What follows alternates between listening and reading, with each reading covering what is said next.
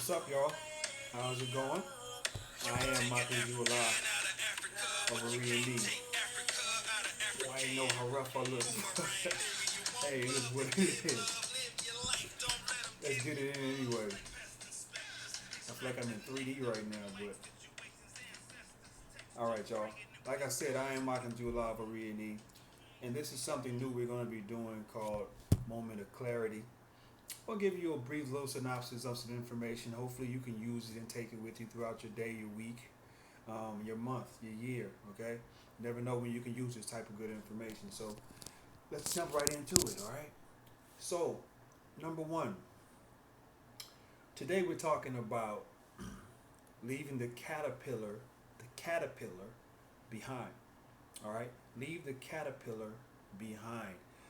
Let me explain what that means. Okay. We're talking about the idea, the concept of a caterpillar going into a cocoon to become a butterfly, and that whole process. All right, so I hope this makes sense to y'all. Just follow me and work with me. Bear with me for a minute. Now, caterpillars and butterflies have two separate missions in life, right? Caterpillars eat the leaves, technically, that the butterfly pollinates to grow again, for the caterpillar to eat the leaf again and create and keep the cycle going, right? Now, note this though. They're on both sides of the cycle of life, but they're not ever in the same cycle. Okay? Bear with me with this. Once the butterfly is free of the caterpillar's body, can it fly with the weight of the caterpillar's life? Meaning, can a butterfly carry on or take on or keep with him or her, whatever it is, whatever the caterpillar experienced, can't take it with him into the life of a butterfly? It's two different worlds. One's grounded, one's above ground. One can fly, one cannot fly. One crawls, one flies. Two different worlds. So, can a caterpillar take that into his new life as a butterfly? I want you to ask yourself that question. Because the question is, can you, if you're a person that's looking to change, can you take your past into your new change, to the new you? Think about that. Think about that concept for a minute. Now, what happens if the butterfly does not decide to leave the cocoon? What if it decides to just camp out in the cocoon and never come out? Well, anything that's not moving forward is dying. But that's the thing about nature. Nature doesn't have the issue of or the option to not do something. The sun has to rise. The seasons have to change. The moon has to come out. The rain has to fall. It has a purpose. It has a purpose for what it's doing. So if it knows its purpose, why would it not come out? The question is, why are you not coming out of your cocoon if you're looking to change? If you're in the change, why are you not coming out of your cocoon? Are you making excuses in the cocoon why you can't? But remember, this is about nature. So if we're about nature, we got to follow the laws of nature. Nature doesn't have excuses. It just does. Right? Ashe? Ashizu? So, question again. These are questions you should be asking yourself. Okay? You should be asking yourself, what's the thin line? What is the thin line that exists which helps the caterpillar to become the butterfly? There's a thin line between becoming a butterfly from being a caterpillar. What is that thin line that gives it that push and nudge to jump on out there? It's called, what we call in Ifa, we call otito, which is basically Olodumare in Ifa, which basically means truth. The truth is, this caterpillar was born to become a butterfly from its inception as a caterpillar. That was in its destiny, period. So knowing what you're supposed to do, you don't question that. You don't make excuses to why you can't achieve that goal. You just do it. When you're a creature or a creature of God and you know what you're supposed to do, I mean, the birds don't stop doing what they do. Lions don't stop doing what they do. The fish don't stop doing what they do because they're one with Otito. And this is not Michael Jackson's little big brother, okay? We're talking about Otito, okay? This is Oludumare and truth, okay? Truth, we're dealing with truth. Other things are one with their destiny is what I'm trying to say.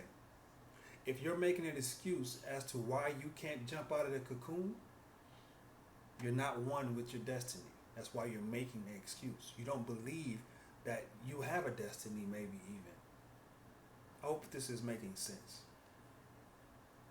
Nature, like I said before, nature doesn't have the luxury of allowing a tragedy of yesterday to affect them today. All creatures have tragedies. They get attacked every day. Something's trying to eat them constantly. They're always on the lookout.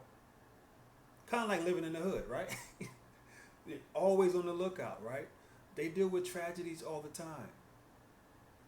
But those tragedies doesn't stop them from completing their destiny. A caterpillar going into a cocoon may have had all kind of things trying to eat him, may have even taken off an arm or a limb or something trying to eat him, but he got away. But they took all of those experiences into the cocoon. And the cocoon represents something very special we're going to get into in a minute. But there is no excuses. Only people make excuses for not doing what they were sent here to do because of one thing: fear. Fear that has been put in your mind that you are less than, or you can't accomplish something, or you have to do what society says you have to do, and that alone creates its own fear because you feel like you're not in alignment with society. But society did not send you here. Oludumare sent you here. So society doesn't even know what your purpose is because it never even asked. They just threw you in a classroom and said, this is what you have to do, which is not true. So, are you operating from Otito? Be honest with yourself. Tell the truth. And if you're not, then why? If you are operating from Otito, if you are actually operating from that position, then why also? How did you get to that point? What brought you there? Okay? Let's talk about this caterpillar real quick. We're going to talk about the caterpillar, what it represents, the cocoon, what it represents, and the butterfly, what it represents. The caterpillar represents a past life. When I see caterpillars, I see something that's going to change eventually and have a past life. That past life of everything it went through. It's going to have old ways of survival. It represents being grounded to me, and it represents an old purpose, a previous purpose. Stay with me on that. The cocoon now represents decisions. Things are changing around it. There's a process that's taking place. There's technically a new initiation to create a new creature, a new being, something completely different from what it once was. Let's talk about the butterfly. The butterfly, to me, equals balance. It has seen the other side, but now it has pushed through the process of the cocoon, and now it has reached the other side. That's why it's flying. Everybody loves a pretty butterfly. It represents new life. The butterfly represents the true you. The true you. It represents flight. And flight represents confidence and clarity. It represents balance. Okay? The question is, you've been a caterpillar, you have a past, but have you put your past in that cocoon so that you can truly change? So that you can truly change. So many of us in Ifa, we go through initiation without this understanding. And that initiation is your cocoon. And you're going to come out of initiation supposedly a new person. But did you actually face the truth while you were in that cocoon? Did you actually make better decisions of what you're going to be or how you're going to approach things moving forward? Changes. Did you identify the process that's going to take to accomplish all these things before you walked out of that initiation and became this new butterfly, supposedly, right?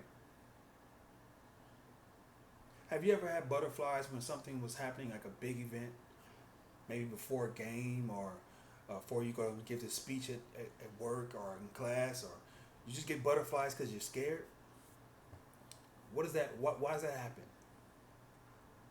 And usually, why does that only happen with big events? It doesn't happen when you're trying to choose if you're going to put cream or sugar in your coffee. It happens when big events are taking place. Why is that? To me, that is God's way of showing you that you're moving in the right path, in the right direction, but you just have to get through that process. You have to get through that process. Butterflies represents the fear you have of moving through that process. Butterflies in your stomach represents the fear you have of conquering the mission. The question is, why do you have fear if you're functioning in purpose? The butterflies pushes you through the cocoon and pushes you out to fly, to do what you came to do. Again, it is God's way of showing you that you are onto something that you need to conquer in this lifetime. All you have to do is keep going. That's why the butterfly is one of my favorite animals, because when you understand this concept, the life we had before, the transformation stage called the cocoon, and this new life that it has, it represents everything to me that Ifa is. When you come into this tradition called Ifa, you're coming as a caterpillar. You have a past life, but the thing is, most of us, particularly in America, have not dealt with that past life. And then we're thrusted into this cocoon called initiation without this preparation whatsoever. And we come out of initiation feeling like we've changed something. But one thing about Ifa, you will not have a chance to sit idle. Ifa is going to make you change. Ifa is going to put you in places and situations that you can't run from. You can't run from weather. Weather is going to follow you wherever you go. And Ifa knows how to shift the weather in your life.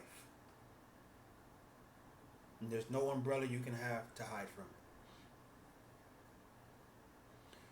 Ifa is trying to push you into your purpose till you can be that butterfly and you can landscape your life. Change the way you once saw things. Change the entire landscape. We're not gardening anymore at this point when you get to this level.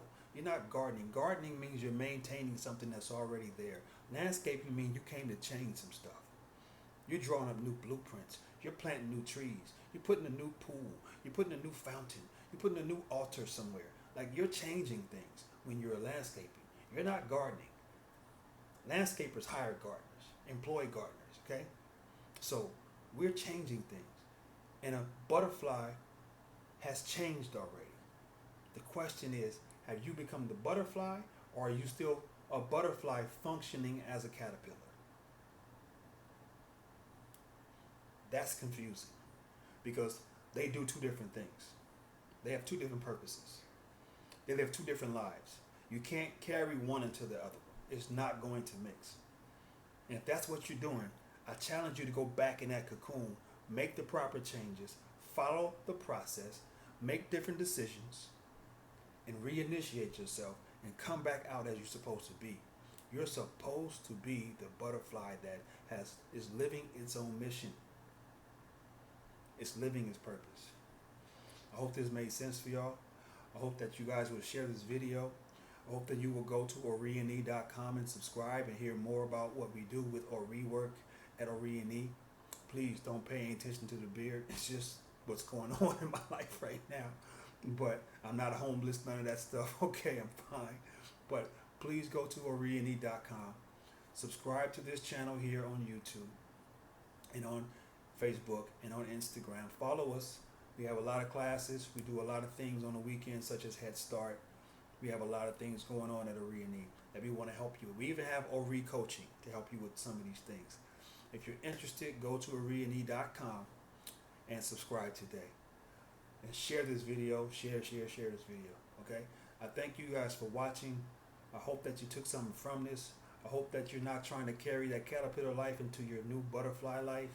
I hope that you made better decisions in your cocoon stages so that you can come out and live your true purpose. I'm Makanju Allah, Ori Coach at Ori. I will talk to you soon. God bless.